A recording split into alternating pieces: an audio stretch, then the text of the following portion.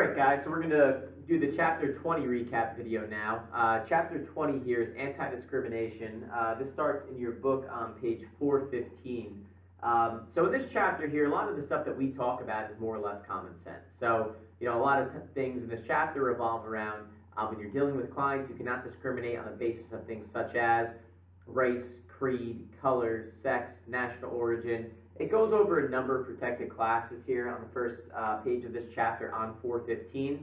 I'm going to focus on the ones that aren't so straightforward. I'm going to make the assumption that you guys know what race means, you know what sex means, you know what religion means, so on and so forth. But the ones that aren't so straightforward, like the fifth from last bullet point, familial status. So if you were to discriminate against somebody based on their familial status, discrimination based on familial status would be discrimination against pregnant women or anybody who has children. So again, discrimination based on familial status is discrimination against pregnant women or anybody who happens to have children. And then, the last bullet point there is like source of income. So you cannot discriminate based on somebody's source of income as long as it's a legally verifiable source of income. Let me just adjust the screen here real quick. Now, also, as we talk about this on the first page, just give you a little bit of an overview here too. They might ask you perhaps what division or what agency covers New Jersey anti-discrimination laws versus who covers the federal. New Jersey is covered by Division of Civil Rights. The federal is covered by HUD, the Department of Housing and Urban Development.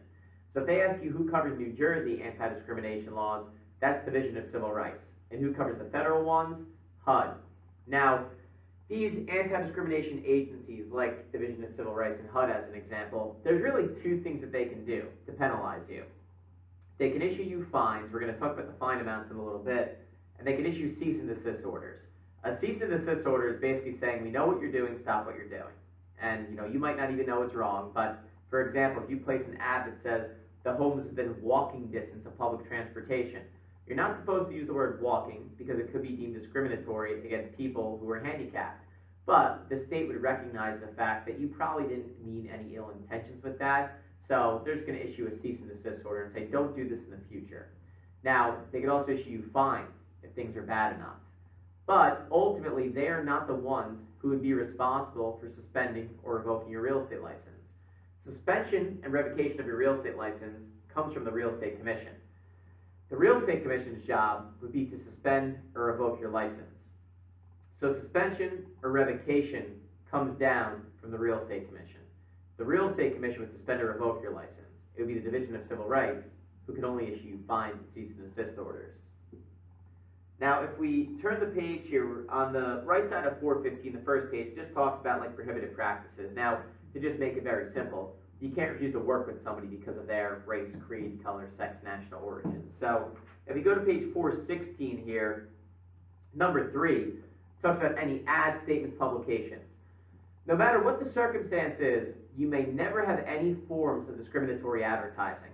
So I can have an ad that says like, 2-bedroom available, female roommates preferred, or single-family home available for rent, Italian couples preferred, or couples without children preferred. You can't do that. That's a discriminatory ad. We're actually going to talk in a little bit how an owner-occupied two-family, the owner can legally discriminate with choosing their other tenant, but no matter what the circumstance is, it cannot be on the basis of race, they can't advertise the intent of discriminating, and they can't hire a real estate broker. We'll talk about that in a little bit. But for number 3 here, no matter what the circumstance is, you can never have any forms of discriminatory advertising. Number 6 talks about blockbusting. So, what blockbusting is, the key phrase for this is discriminatory solicitation practice. So, blockbusting would be if a licensee were to make representations that, due to the entry into a certain neighborhood, a minority group or groups, values are going to sink, so you might want to sell your house now. Totally illegal, obviously. That's probably common sense to you. But the term for that is called blockbusting. So blockbusting is a discriminatory solicitation practice where a licensee represents that due to the entry into a neighborhood, a minority group or groups' values are going to drop and sink. You might want to consider now that's illegal. We call that blockbusting. What's not blockbusting would be telling somebody, hey, there's a proposal, if this is true, there's a proposal that the woods behind your house will be knocked down and they want to build a new state highway there. If they do that, I think that it might adversely affect your value. Would you want to consider selling now? That's not blockbusting because there was nothing discriminatory said there. Number 7 talks about racial and ethnic steering. So let's say I have a minority couple come to me and they want to buy in a town where there's a lot of diversity. And I think that there's an area where minorities fit in best because there's more minorities in that part of town. And this minority customer who comes to me, I only show them homes in minority neighborhoods.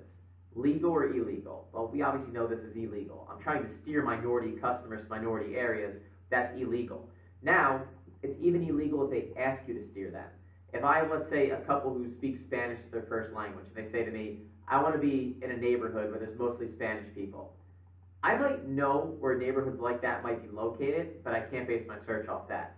I'd have to ask them. I'd have to say, well, where are those neighborhoods? And they say to me, well, you're the local area expert. You're supposed to tell me.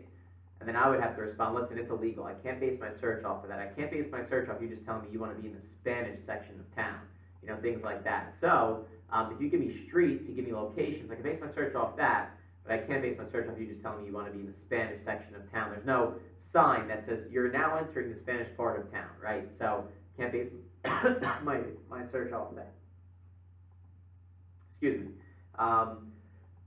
So next here, another example could be religious steering. So let's say I have a Jewish couple who comes to me, and they say, we want to be shown houses within walking distance of our house of worship. I can't base my search off that. I have to ask them, where is your house of worship? And they say 123 Main Street. And I say, well, what's walking distance? 2 blocks or 2 miles? Because I don't know, right? So now if they give me a location, they tell me 123 Main Street within a quarter-mile radius, I can base my search off that. That's fine. They give me a geographic location and give me a radius to search around. But I can't base my search over an ambiguous term like, hey, show me houses in the Jewish part of town within walking distance of my house of worship. I have to ask further questions on that. Where is your house of worship, and how far do you deem walking distance to be? You can base your search off 2 things, basically, and that's geographics and financials. Next here, towards the bottom left of 416, number 8, refusal to rent to a mother with children if the decision is based on her marital status. If there is an apartment that is CO'd for the occupancy of 4 people, you have a single mother with 3 children, she's financially qualified, good credit, good income, good everything. But I just say, I don't want a single woman living here with 3 children. She's not going to be able to take care of them, and they're going to, cause a lot of problems in my community. It's not up to me to determine that. If she's financially qualified, I can't say, well, I just don't like your lifestyle choice. It's not up to me. And then towards the bottom right here of 416, we start going over the exemptions. Now, the exemptions talk where in New Jersey, you're legally allowed to discriminate when choosing your tenants in only certain circumstances. Now, we're going to talk about these circumstances in a little bit, but there's 3 criteria that first have to be met in order to be allowed to legally discriminate in these exempt circumstances. The 3 criteria are, number 1, the discrimination can never be on the basis of race. So number 1, discrimination can never be on the basis of race. Number 2, you cannot advertise that you intend on discriminating. So number 2, you cannot advertise that you intend on discriminating. Number 3, last but not least, you cannot hire a real estate broker. The second somebody hires a real estate broker, no matter what the circumstance is, they can never ever discriminate in any way, shape, or form. So number 3, you cannot hire a real estate broker. If you as a real estate broker or licensee are solicited basically by a homeowner or a landlord to rent units out for them, and they tell you don't show this to any minority couples, your obligation then is to refuse to take the listing. If an owner or a landlord entices you and demands you to discriminate, your obligation legally is to refuse to take the listing in that circumstance. Not hope that no minorities want to see it, not hope that no married people want to see it. Your obligation is to refuse to take the listing. Now the exemptions here listed on the bottom right of 416, the first one talks about an owner-occupied 2-family. So in an owner-occupied 2-family, let's say for example, I live in the 1st floor unit, and I'm renting out the 2nd floor unit. And I decide I don't want anybody with kids living above me because I don't want to hear kids running around and being loud. I can place an ad, let's say on Craigslist, that says 2-bedroom available, call this number for more information. And people can call me up as the homeowner, and they can say, hey, I saw your ad on Craigslist for the 2-bedroom, wanted some more information. My first question could be, do you have kids that will live with you? Person says yes. I could say bye. It could be that simple. As crazy as that sounds, it's allowed. An owner-occupied two-family, the owner, as long as they are not discriminating on the basis of race, they don't advertise that they intend on discriminating, and they don't hire a real estate broker. In other words, they do it by themselves, for rent by owner. They can legally discriminate an owner-occupied two-family, as I just explained. Number two, they can legally discriminate in owner-occupied rooming or boarding houses. So, what is a rooming or boarding house as an example? If you have a 5-bedroom house, and you're renting out the individual bedrooms to people, and we're sharing the living room, the dining room, the kitchen, the family room, so on and so forth, if we're sharing all of those things, that would be an example there of an owner-occupied rooming or boarding house. In that circumstance, the owner can legally discriminate when choosing their other tenants on the basis of everything except for race, as long as they don't advertise the intent of discriminating and they haven't hired a real estate broker. Number 3 on the top left of 417, preferences given to persons of the same religious group. So if we have a church, for example, that builds housing for members of the church, if somebody who's not a member of the church wants to live there, they could say, no, you're not a member of the church. Simple as that. And then 4 there, familial status for housing for elderly people. So if you have a 55-plus community, a 62-plus community, you could say to people, if they want to buy in there and they're below those ages, no, you're not 55, no, you're not 62-plus. And also, in 55-plus and 62-plus communities, you can deny people because they're going to have children living with them. Typically, in most communities, you can't have children for more than long-term stays, which they deem to be 2+ weeks. So you could discriminate based on familial status in a community that's been approved for just 55-plus or just 62-plus housing. And as an example, sometimes you hear this term, like landlords are allowed to discriminate based on somebody's age minority status. That doesn't mean like a minority of a certain age. What that means when they say age minority, an age minority is somebody below the age of 18. So you can always discriminate as a landlord against somebody based on their age minority status. In other words, if a 16-year-old wants to rent from me, I can say, no, you're 16, get lost. Basically that simple. Now, left side here of 417 talks about enforcement provisions. So, if you feel you were wrongfully treated, if you feel you were discriminated against, how soon would you have to file your complaint? The answer here is 180 days. In New Jersey, you would have 180 days from that discriminatory action to file your discrimination complaint. So again, you would have 180 days from the discriminatory action to file your discrimination complaint. We're going to talk in a little bit about a chart, the difference between the state and federal law. And in the federal law, you actually have 1 year. But in New Jersey, that's what we're going over now, you have 180 days. And towards the bottom right here of 417, it talks about the fines, the penalties. So what could you be fined for a first violation? Well, as it says here, for a first discriminatory violation, you can be fined up to $10,000. For a second, up to $25,000. And for a third and there on forward, up to $50,000. So the fine amounts for a first violation up to $10,000. For a second, up to $25,000, and for a third and there on forward, up to $50,000. Those are the fine amounts there. Remember, besides issuing you a fine, if they just want to go easy on you, they can issue a cease and desist order. Say, hey, we heard what you're doing, stop what you're doing, that's illegal. So Division of Civil Rights can issue fines and cease and desist orders, but again, as we said earlier, who would suspend or revoke your license? The Real Estate Commission. Let's turn and go to 418 here. 418, on the right side, talks about New Jersey Anti-Discrimination Posters. So on page, I think it's 423. Yeah, on 423, there's an example of that poster there. But the main thing to know about the posters, if they ever ask about any posters on the test, they're always asking about anti-discrimination posters. So these anti-discrimination posters must be prominently displayed in the broker's office. And if they're not, then every claim of discrimination is assumed true. So for these anti-discrimination posters, they have to be prominently displayed in the broker's office, and if not, then every claim of discrimination is assumed true. Now, this is an obligation for your broker to place it in the brokerage firm, not you as a salesperson, but in case they ask it on the test, these anti-discrimination posters must be displayed in the broker's office, and if not, all claims of discrimination are true, assumed true. Bottom right here of 418 talks about the Civil Rights Act of 1866. Now, on the test, 1866 and race are synonymous. They go hand in hand. The Civil Rights Act of 1866, what that does, it prohibits discrimination specifically on the basis of race. So if they were to ask you, what act would prevent discrimination on the basis of race, it's the Civil Rights Act of 1866. Now, towards the bottom left here of 419, it goes over some examples of things that could be deemed discriminatory, and I'll read them off for you here. So, number one, if I refuse to sell, rent, deal, or negotiate with any person on the basis of discriminatory factors. In other words, I can't refuse to work with somebody because of discriminatory factors. Pretty common sense, right? 2, discriminating in terms and conditions for buying or renting housing.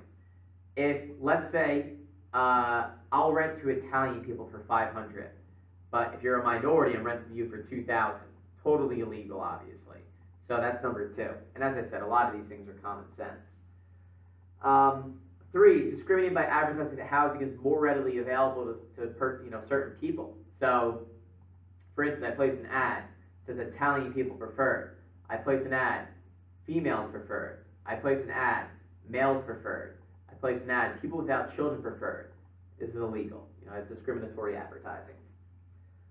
Number 4, denying that housing is available for inspection, sale, or rent when it actually is available. So, for example, let's say I'm renting a place out, and this guy calls me, and I'm talking to him on the phone, and I hear his kid screaming in the background. I say, oh, you know what? Hey, we just accepted an offer. I totally forgot. I mixed it up with another property.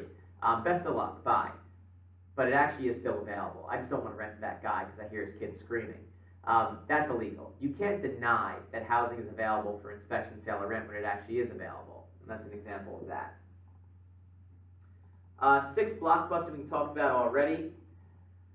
Excuse me, that's 5. 6 on the top right of 419 talks about making different loan terms to different buyers based on discriminatory factors. A discriminatory lending practice that we talk about a lot in class is what's called redlining. Redlining is a discriminatory lending practice where imagine a lender drawing a red line around a certain area and saying that being that there's so many minorities here, we're now going to issue far fewer loans. Would you imagine this to be legal or illegal? It's illegal, obviously. Again, this is common sense, right? With that being said, how would anybody ever find out about that? There's an act in place called the Home Mortgage Disclosure Act. What the Home Mortgage Disclosure Act does, it requires lenders to fully disclose every loan that has been approved and also denied. So if they were to ask you what act is in place to prevent redlining that requires lenders to fully disclose all loans they approve and also deny, it's called the Home Mortgage Disclosure Act. And on the bottom right here of 419, it talks about handicapped people. Now, in regard to handicapped persons or people or couples, they might ask you, what is your obligation to handicapped persons as a landlord? Your obligation to handicapped tenants is to make reasonable accommodations. That's a term that we have to know, reasonable accommodations. Now, to give you an example of this, if our building says no pets, and I have a blind tenant approach me wanting to rent from me, and they have a seeing eye dog, do I have to allow their seeing eye dog? The answer is yes, I would. Let's say, for example, I have a tenant who approaches me, and they have any kind of service animal. Doesn't matter what the kind of service animal is. Let's say it's an emotional support pet. And you as a landlord don't believe in emotional support pets. You said that's a soft move. There's no such thing as emotional support pet. Well, if somebody has an emotional support pet, and they have a note from a doctor indicating that they need this emotional support pet, I have to allow their emotional support pet. So even if you don't believe in emotional support pets, if they have a note from a doctor saying that therefore it's technically like a service animal, you would have to allow that, even if your building says no pets. You have to make reasonable accommodations to your tenants. And then on page 420 here, talks about things like familial status, which we spoke about already. And on 421, talks about the testing process. So what is a testing process? So what testing would be is, let's say that a number of complaints keep getting filed against this licensee for discriminatory violations, and finally the state says, we've had enough, we're looking into this. They could send out testers, basically go out and they just, they don't like give you a quiz or anything, but they show up and they pretend they're buyers. So the process laid out here, it would be like a white couple comes out and shows interest in a certain property. Let's say it's a 4-bedroom, 2-bath house. Then they kind of see how that person's treated. Then a minority couple, let's say a black couple, comes out. They show interest in the same property. They see how they're treated. Then they'll send out another white couple, and we'll see how they're treated again. Just kind of compare and contrast, how each party was treated, and then render, some kind of opinion. Is there discrimination here? Is this person discriminatory? Are they not discriminatory? And that's, what they'd ultimately wind up doing there. So that's a testing process right there. And if you guys go to page 422, on 422, it shows you the differences here between the state versus the federal anti-discrimination law. The numbers I would highlight for both are 5, 6, 8, and 10. Number 5 says, in New Jersey, you would have to file a discrimination complaint within 180 days of a discriminatory action. Under the federal, it's 1 year. State, 180, federal, 1 year. Number 6, in New Jersey, you can legally discriminate up to owner-occupied 2-family. Under the federal, up to owner-occupied 4-family. Number 8 is the same for both. Religious organizations are exempt.